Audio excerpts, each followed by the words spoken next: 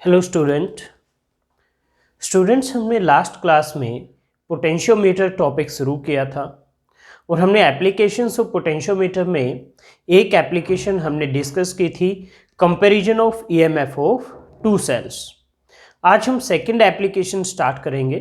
Second application है calculation of internal resistance of a cell using potentiometer. तो ये second application है internal resistance of a cell using potentiometer.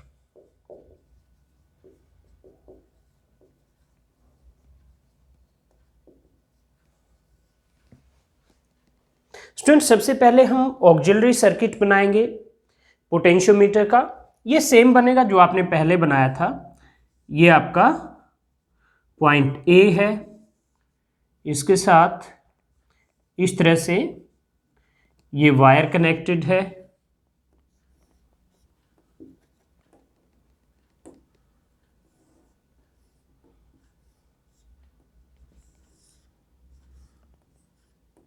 ये point B है।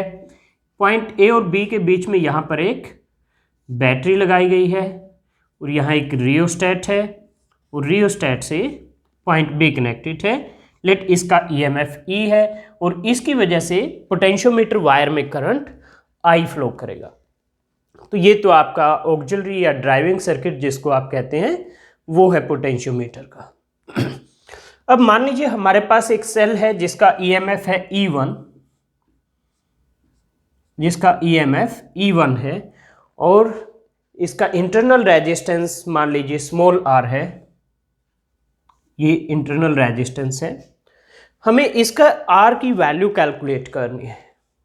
r की value calculate करनी है तो हम क्या करेंगे, इसको पॉइंट A से पॉजिटिव टर्मिनल को कनेक्ट करेंगे और जो नेगेटिव टर्मिनल है इसको हम यहाँ एक गैल्वेनोमीटर के थ्रू जो कि J से कनेक्ट करेंगे।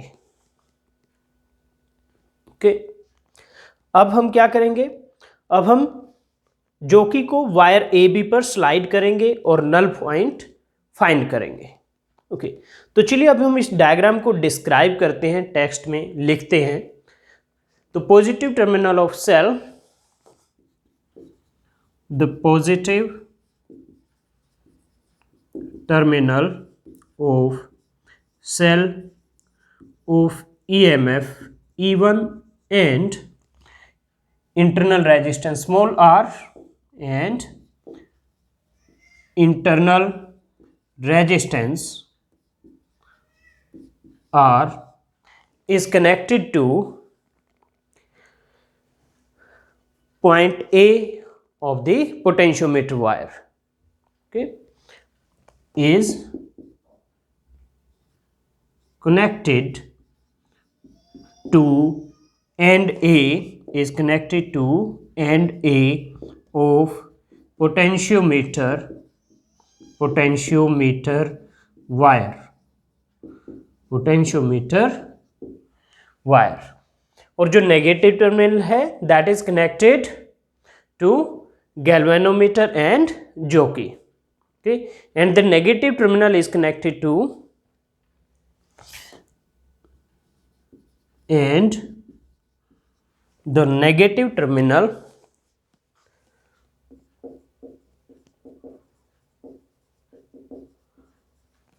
is connected to galvanometer G and जोकी J।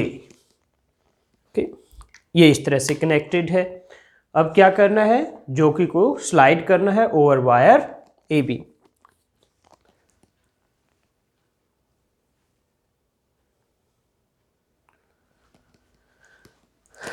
ओके,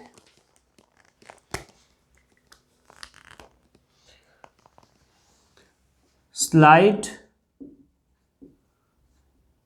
जोकी over wire AB and find null point। और आप नल पॉइंट फाइंड आउट करोगे। मान लीजिए नल पॉइंट आपका J1 आएगा और इस पॉइंट को हम J1 मान लेते हैं। ओके, तो जो कि जब इस पॉइंट पे पहुंचेगी, ये पॉइंट है J1, तो find null point J1 and let AJ1 equal to L1। AJ1 equal to L1।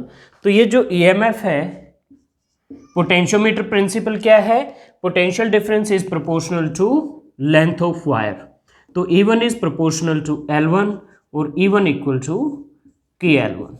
Late this is equation number 1। अब क्या करना है? अब इसके साथ आपको एक कैपिटल R रेजिस्टेंस पैरेलल में इस तरह से लगानी है। ओके, कैपिटल R रेजिस्टेंस इस तरह से पैरेलल में लगानी है। Now connect external resistance capital R as shown in the diagram. Now connect external resistance capital R as shown in the diagram। Okay, तो क्या होगा इसमें? इस बैटरी की वजह से R में कोई करंट फ्लो करेगा, मान लीजिए वो I1 है। इस बैटरी से इधर करंट नहीं जाएगा पोटेंशियोमीटर की तरफ। क्यों? क्योंकि पोटेंशियोमीटर के पास अपना करंट है। पोटेंशियोमीटर के पास अपना करंट है। सेकेंड थिंग, ये जो पोटेंशियोमीटर की बैटरी है, इसका EMF हमेशा जो आपकी ये सेकेंडरी बैटरी है जिसको आप स्टडी कर रहे हैं उससे ज़्यादा होगा। ये जो E है it will be always greater than E1। क्यों? क्योंकि अगर ये ग्रेटर देन नहीं होगा तो पोटेंशियोमीटर इस बैटरी से करंट ले सकता है, और उस केस में फिर जो आपकी बैलेंसिंग लेंथ आएगी, जो ये L की वैल्यू आएगी, वो इस वायर AB पर नहीं आएगी कहीं भी। तो इसलिए ये इंपॉर्टेंट है हमेशा that EMF E is always greater than E1। ये जो EMF होगी यहां पर जो आप EMF स्टडी करेंगे उससे हमेशा ज्यादा होगी। E is greater than E1 always. Otherwise क्या होगा? आपकी जो बैलेंसिंग लेंथ आएगी ये L1 null point find out करने के लिए, वो वायर AB पर कहीं भी नहीं आएगी।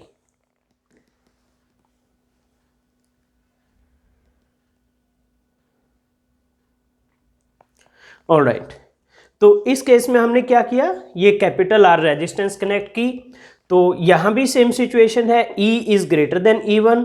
तो ये जो पोटेंशियोमीटर है इस बैटरी से करंट नहीं लेगा क्योंकि ये बैटरी का EMF ज्यादा है। तो जो भी करंट फ्लो करेगा वो किस में फ्लो करेगा? इस सर्किट में फ्लो करेगा।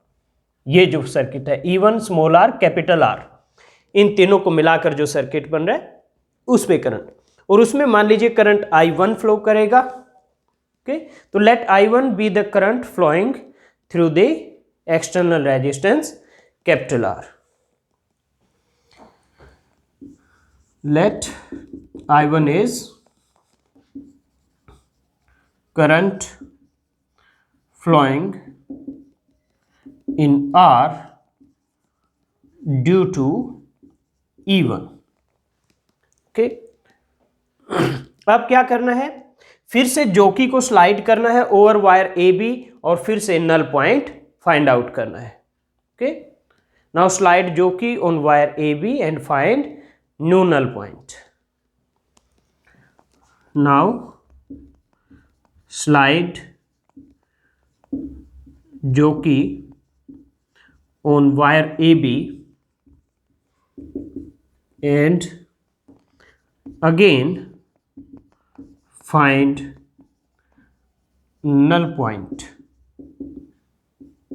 ओके, अब मान लीजिए इस बार आपका नल पॉइंट यहां पर आता है J2 पर। Okay, null point let J2 and AJ2 equal to L2। ये है इक्वेशन नंबर 2। अब स्टूडेंट इसमें क्या है, J2 है आपके पास। अब तो अगर हम यहां ध्यान से देखें तो ये जो R है और ये जो कॉम्बिनेशन E1 और R का कॉम्बिनेशन और A और J2 के बीच में जो डिस्टेंस है उसके अक्रॉस जो पोटेंशियल डिफरेंस होगा, ये तीनों किस में है, पैरेलल में है। मैं रिपीट करता हूं, मैं यहां पर लिख देता हूं potential difference across R। Okay, मैं इन पॉइंट्स को मान लीजिए पॉइंट C और पॉइंट D लिख देता हूं, तो will be equal to potential difference across CD और will be equal to potential difference across AJ2। अभी हमारा नल पॉइंट का है, J2 पर है। ओके, तो will be equal to VAJ2। ये तीनों इक्वल होंगे, क्यों? क्योंकि ये तीनों पैरेलल में हैं। ये जो R है CD के बीच में जो सर्किट है उसके पैरेलल में है और AJ2 के भी पैरेलल में है, और पैरेलल में पोटेंशियल डिफरेंस आपका सेम होता है। ये बहुत इंपॉर्टेंट है ये पॉइंट समझना, क्योंकि जब आप न्यूमेरिकल करेंगे पोटेंशियोमीटर के तो यही चीज आपको पता होनी चाहिए, और इतनी समझ अगर आपको है तो कोई भी न्यूमेरिकल आप आसानी से कर पाएंगे। आप बड़ा क्लियरली देख सकते हैं कि ये R और C और D के बीच में जो सर्किट है और A और J2 के बीच में जो लेंथ है पोटेंशियोमीटर की, वो तीनों पैरेलल में है, तो इसलिए तीनों के अक्रॉस पोटेंशियल डिफरेंस सेम होगा। ओके,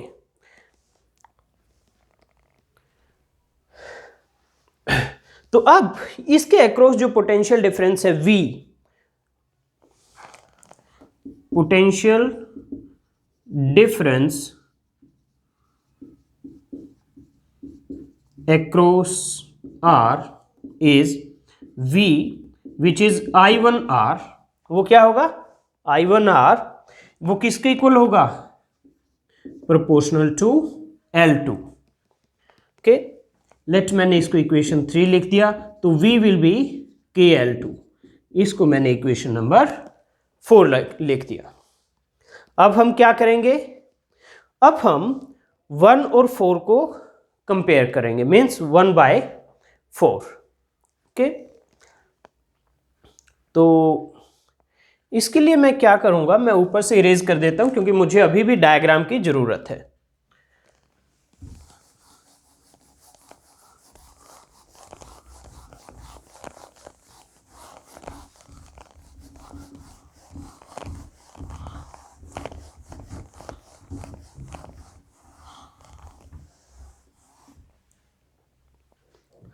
तो हमें क्या करना है, इक्वेशन 1 को 4 से डिराइव करना है, लेकिन इक्वेशन 1 में क्या है, E1 इक्वल टू KL1।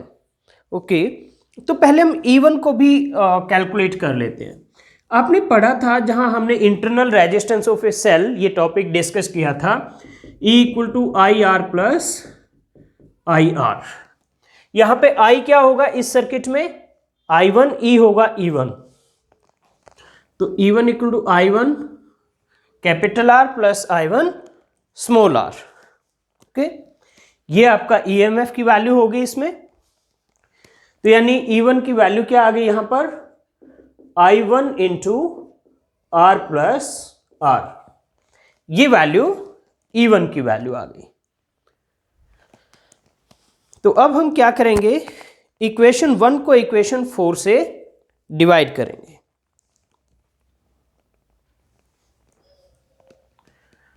तो 1 डिवाइड बाय 4, तो ये हो गया E1 by V equal to KL1 by KL2। K से K कैंसिल हो जाएगा, तो ये हो जाएगा L1 बाय L2। E1 की ये वैल्यू रखेंगे हम I1 into R plus R, और V की ये वैल्यू रखेंगे I1R इक्वेशन 3 से, equal to L1 by L2। I1 cancel out, तो R plus R by capital R is L1 by L2, और ये होगा 1 plus R by R, divide कर दिया ये, तो L1 बाई L2। तो यहाँ से R बाई R आ गया आपका L1 बाई L2 माइनस 1, ये आपका आ गया L1 minus L2 by L2।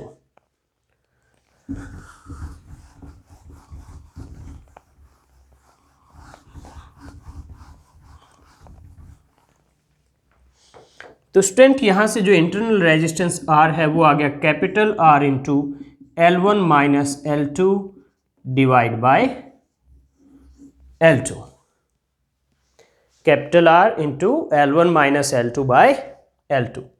तो ये इस तरह से आप internal resistance of a cell calculate कर सकते हैं यूजिंग ए पोटेंशियोमीटर। ओके, तो ये हो गया आपका स्टूडेंट डेरिवेशन।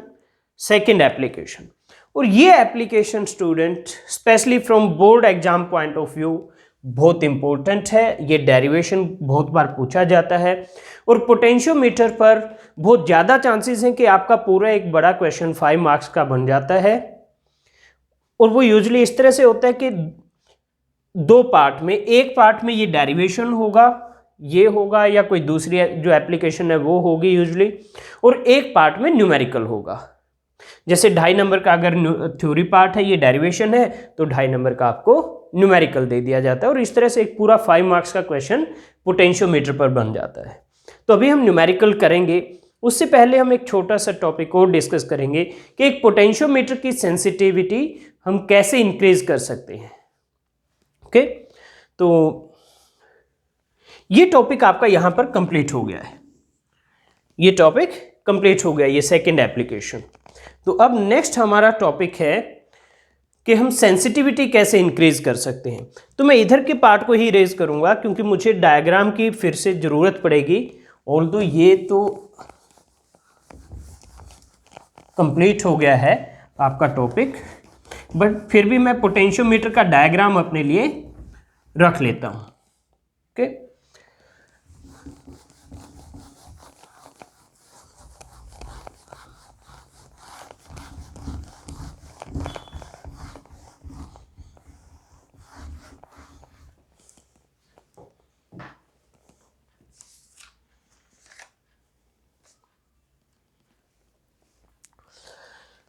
तो सेंसिटिविटी ऑफ पोटेंशियोमीटर, किसी भी पोटेंशियोमीटर को हम सेंसिटिव कब कहेंगे? अगर वो एक स्मॉल से स्मॉल चेंज इन पोटेंशियल को भी डिटेक्ट कर सकता है। Means if it can measure a very small potential difference also, then it is called a sensitive potentiometer. Sensitivity of a potentiometer, हम बात करेंगे कि ये जो सेंसिटिविटी है हम इसको बढ़ा कैसे सकते हैं। तो हम इसको बढ़ा सकते हैं अगर हम पोटेंशियल ग्रेडियंट को रिड्यूस कर दें। हमने पढ़ा था V इक्वल टू के एल, तो K क्या है? Potential gradient. अगर इसकी वैल्यू डिक्रीज हो जाए तो change in potential per unit length भी कम होगा, तो सेंसिटिविटी ज्यादा होगी। तो sensitivity of a potentiometer can be increased by reducing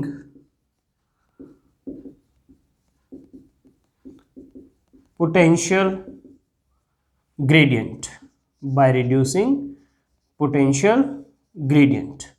और पोटेंशियल ग्रेडियंट को आप मेनली दो तरीके से रिड्यूस कर सकते हो।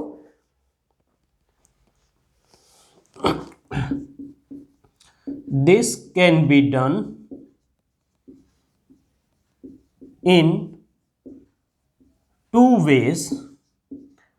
This can be done in two ways. Number one, okay, first क्या है? For a given potential difference, sensitivity can be increased by increasing length of potentiometer wire. For a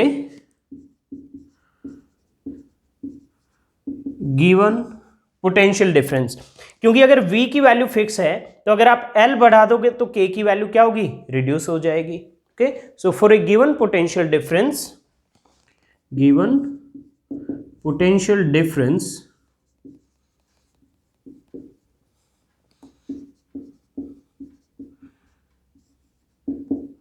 sensitivity of potentiometer can be increased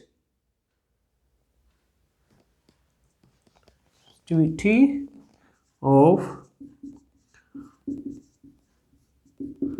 potentiometer can be increased by increasing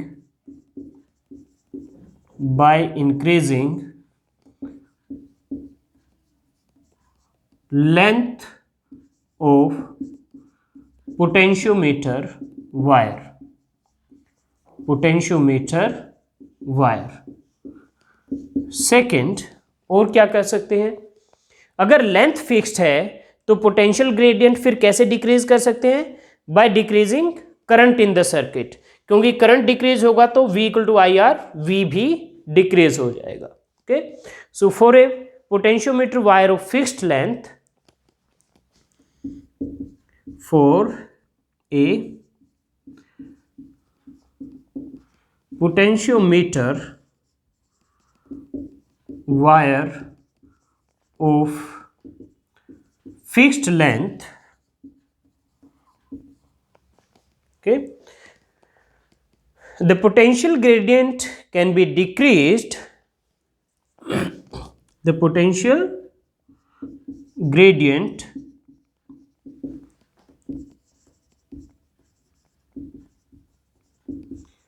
can be decreased by reducing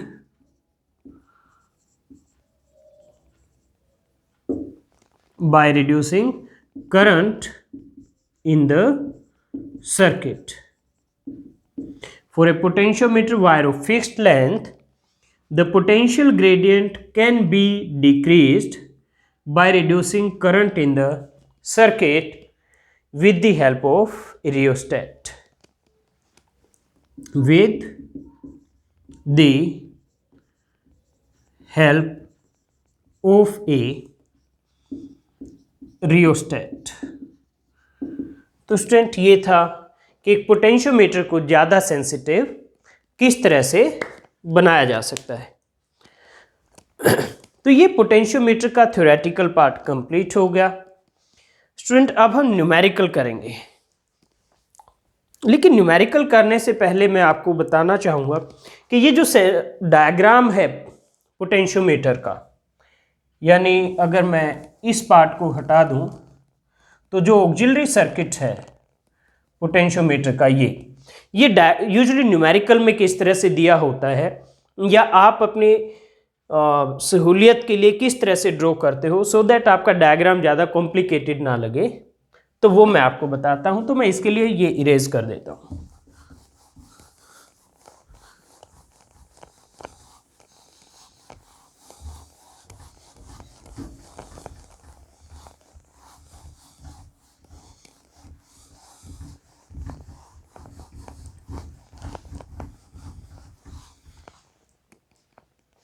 सबसे पहले student, ये जो wire है ए से B तक, ये wire point A से इस तरह से, ये जो पूरी वायर है यहाँ तक ए से बी तक, उसको यूजुअली जब डायग्राम बनाते हो न्यूमेरिकल में तो एक सिंगल वायर से रिप्रेजेंट कर देते हैं ए बी को इस तरह से।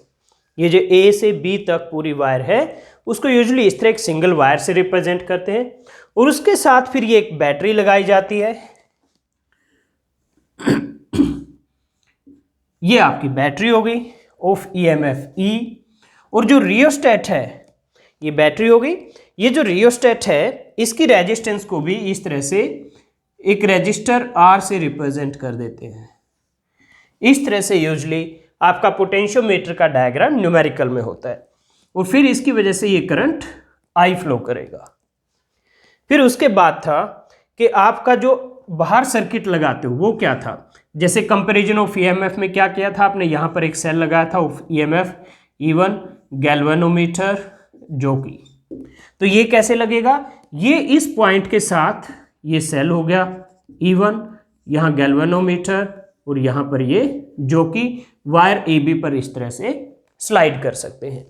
तो न्यूमेरिकल में डायग्राम आपका इस तरह से थोड़ा सिंप्लीफाई करके बनाया जाता है, तो आपको कंफ्यूज नहीं होना है। ओके, अब मैं बोर्ड को क्लीन करता हूं और हम अपना न्यूमेरिकल शुरू करते हैं।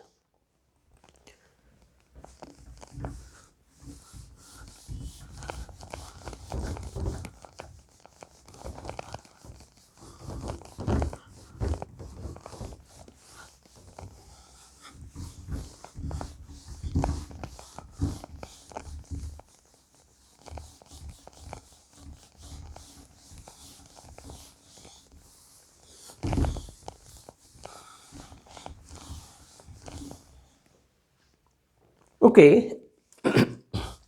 तो आपका फर्स्ट न्यूमेरिकल है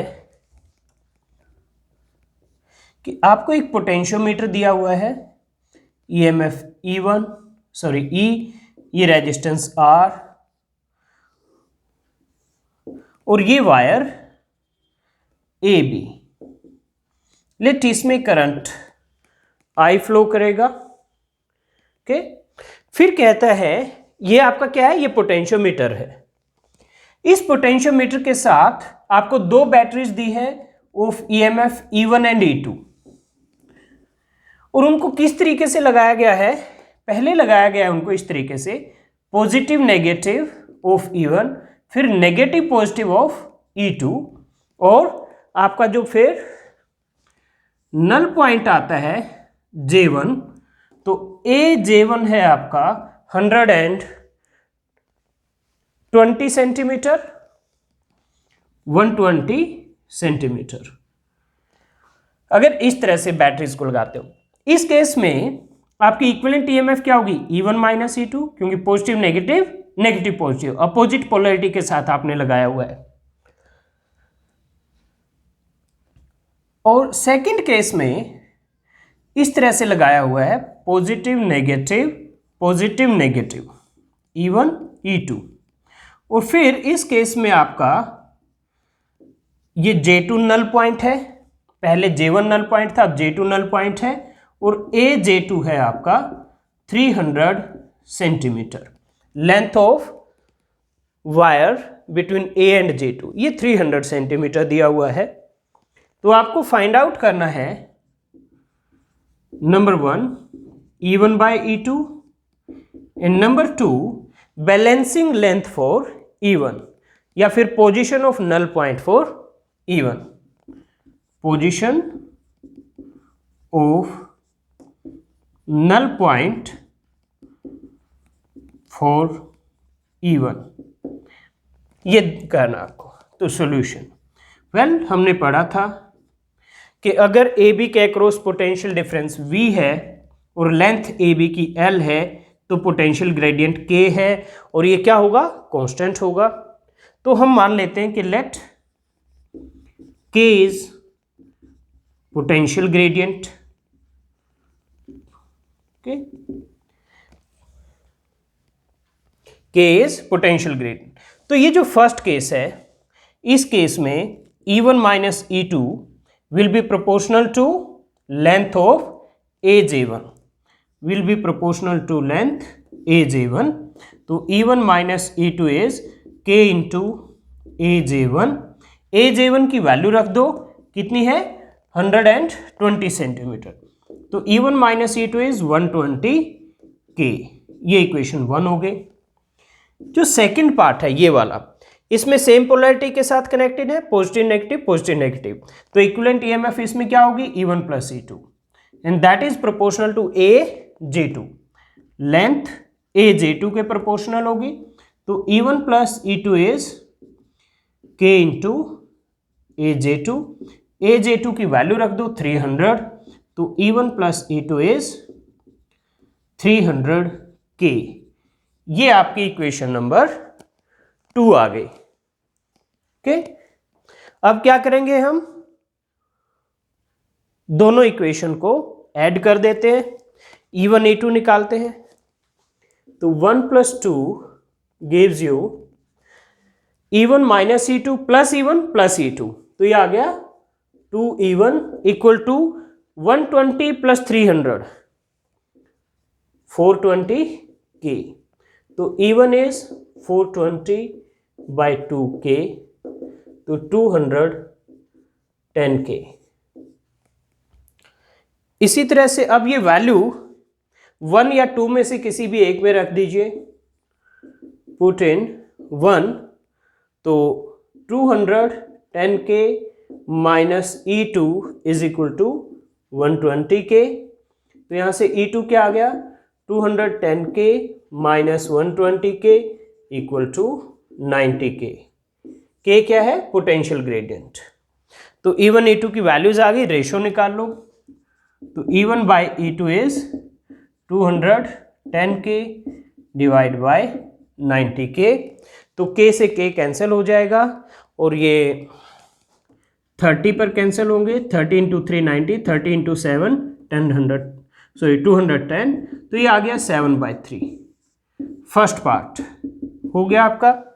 अब सेकंड पार्ट, ये फर्स्ट पार्ट था।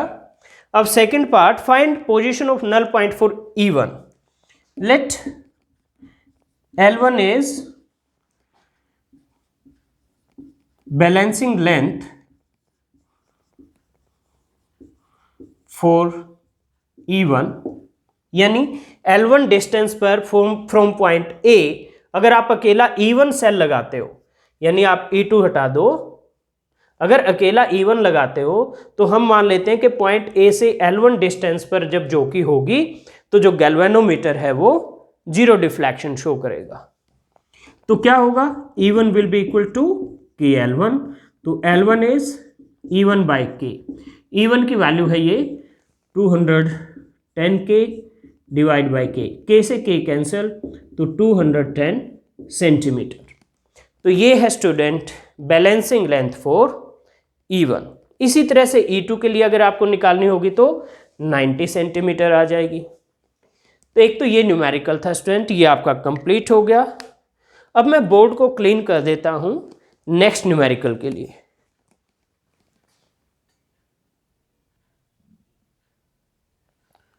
स्टूडेंट मैंने बोर्ड को क्लीन कर दिया है। तो आपका नेक्स्ट न्यूमेरिकल है,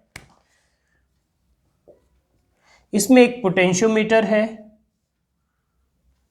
पोटेंशियोमीटर का ये 2 वोल्ट EMF है, ये 15 ओम का आपका रेजिस्टेंस है और ये वायर AB है। तो इसकी वजह से करंट I फ्लो करेगा। ये आपका क्या है, पोटेंशियोमीटर।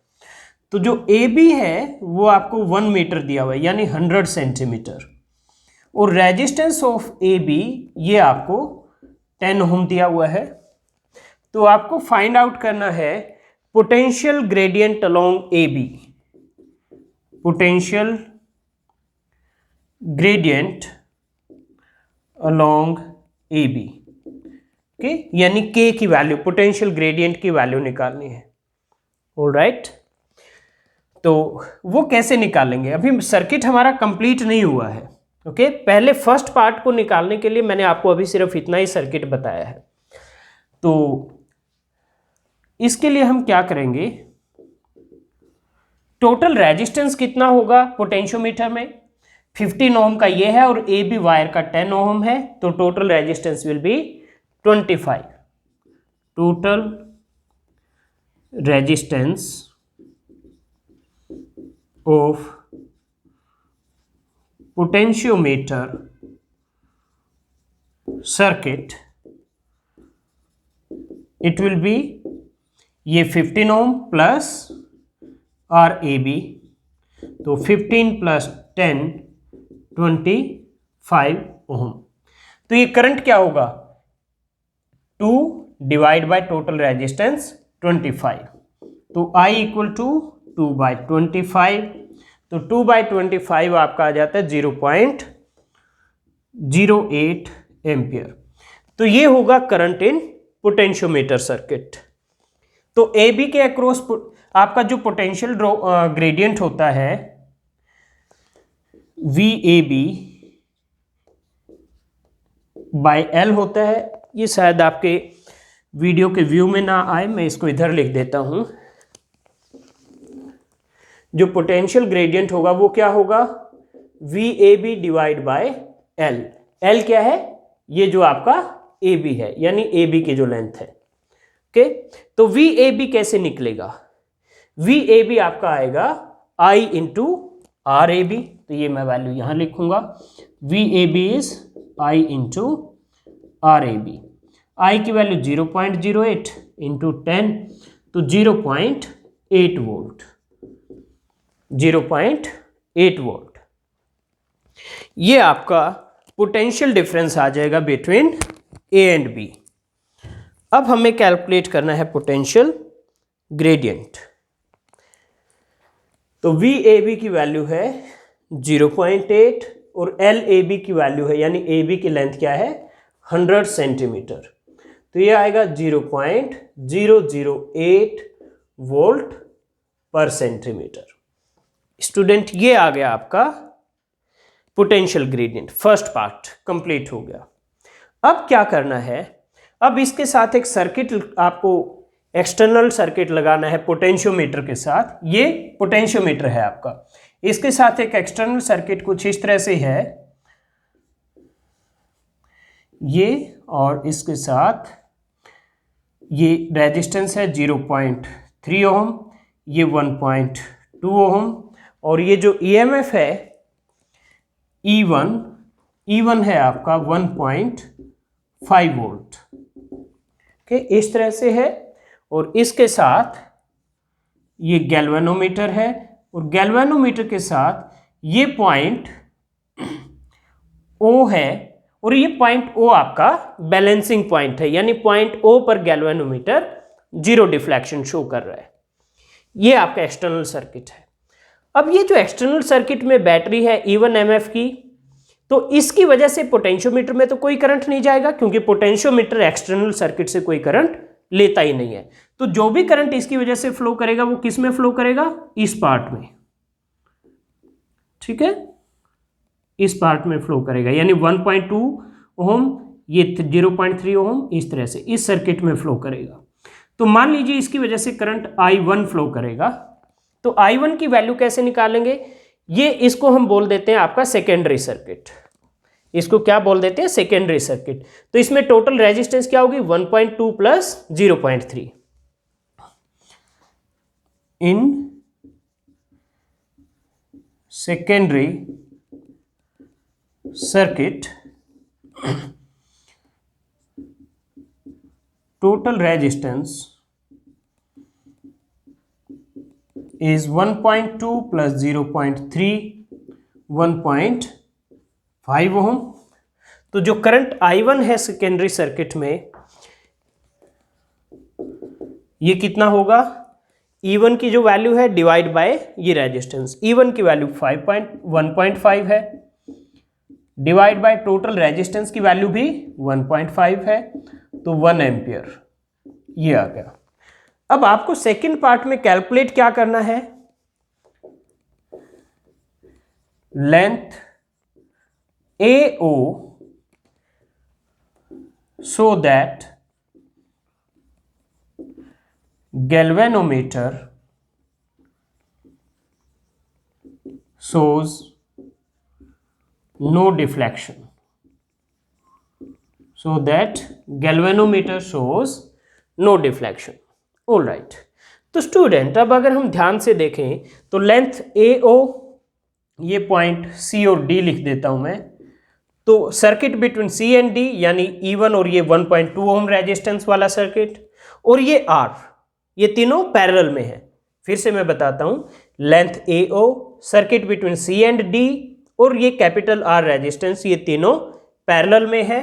तो इसलिए तीनों के अक्रॉस जो पोटेंशियल डिफरेंस होगा वो सेम होगा, यानी VAO लेंथ के across potential difference equal to VCD equal to VR। ये जो आपकी कैपिटल R रेजिस्टेंस है, इसके अक्रॉस पोटेंशियल ड्रॉप, ये तीनों सेम होंगे। अब VR की वैल्यू तो क्या है, वो होगी I1R, I1 की वैल्यू 1 और ये 0.3, तो 0.3 वोल्ट, 0.3 वोल्ट ये हो जाएगी। और AO के अक्रॉस क्या होगा,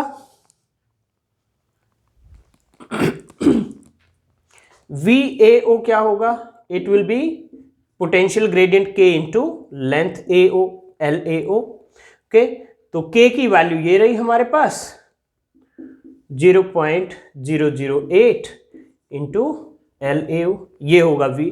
अब ये दोनों को इक्वल रख दो,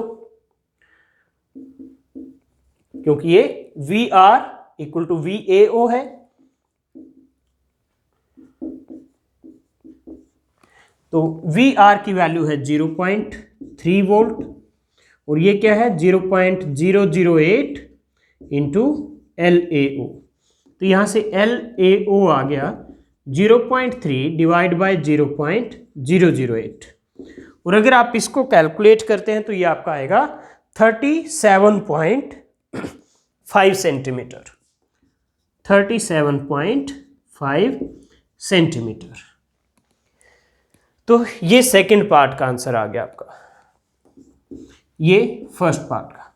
तो स्टूडेंट एग्जाम में ये क्वेश्चन कैसे मिलेगा, ये डायग्राम पूरा का पूरा दिया होगा ऑलरेडी, दो पार्ट में नहीं दिया होगा जैसे मैंने ड्रॉ किया। मैंने दो पार्ट में इसलिए ड्रॉ किया ताकि मैं आपको अच्छे से समझा सकूं। तो ये डायग्राम दिया होगा, इसमें शायद ये करंट के डायरेक्शंस वो आपको बनाकर नहीं देंगे, और ये आपसे पूछा हुआ होगा, तो आपको इस तरह से इस क्वेश्चन को सॉल्व करना है। इसी तरह के बहुत सारे क्वेश्चंस आपकी बुक में होंगे पोटेंशियोमीटर से रिलेटेड, वो भी आप प्रैक्टिस कीजिए। और इसी के साथ आज की क्लास हम खत्म करते हैं, नेक्स्ट क्लास में मिलेंगे नेक्स्ट टॉपिक के साथ। तब तक आप पोटेंशियोमीटर के और क्वेश्चंस प्रैक्टिस कीजिए।